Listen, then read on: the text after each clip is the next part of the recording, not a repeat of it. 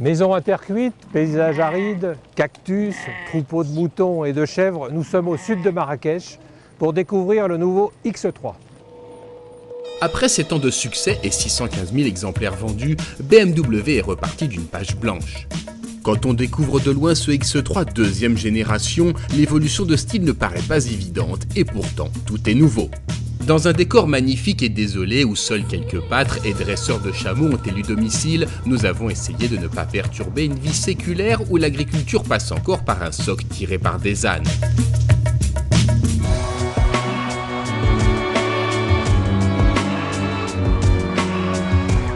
Approchant des contreforts de l'Atlas, nous avons pris de la hauteur pour mieux apprécier la nouvelle présentation. D'un gabarit supérieur, le nouveau X3 se remarque par une calandre en forme de naseau tendu vers l'avant, un capot redessiné, des projecteurs Big Xenon avec anneaux lumineux à LED et une jupe entièrement peinte. À l'arrière, les feux excentrés et les passages de route très marqués assurent une emprise sur le sol plus musclée et sportive. Repositionné en taille vers le haut pour s'insérer dans la gamme entre la X1 et le X5, le X3 offre un habitacle à peine plus logeable. Seuls, les passagers arrière disposent d'un peu plus de place pour les jambes.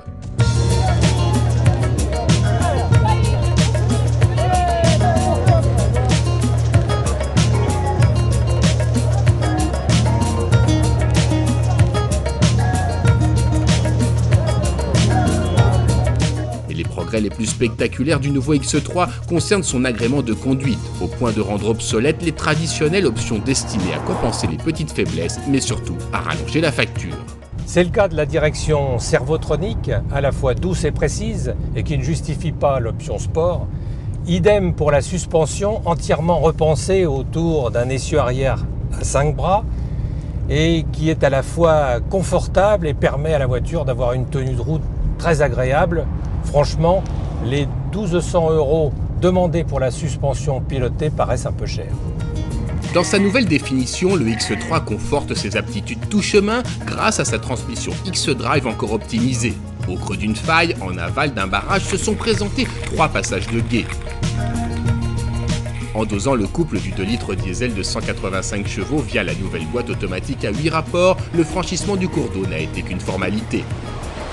Restait à confirmer les aptitudes off-road du X3 au bord d'un lac scintillant au soleil. Sable, gravel, friche ont constitué une juge de paix impitoyable, les pistes étant à peine délimitées entre les arbres. Un vrai test allant jusqu'au croisement de pont au sommet d'une butte. Non, on ne s'est pas planté. C'est pas parce que le X3 est plus confortable aujourd'hui qu'il a perdu de ses capacités de tout-chemin. La preuve.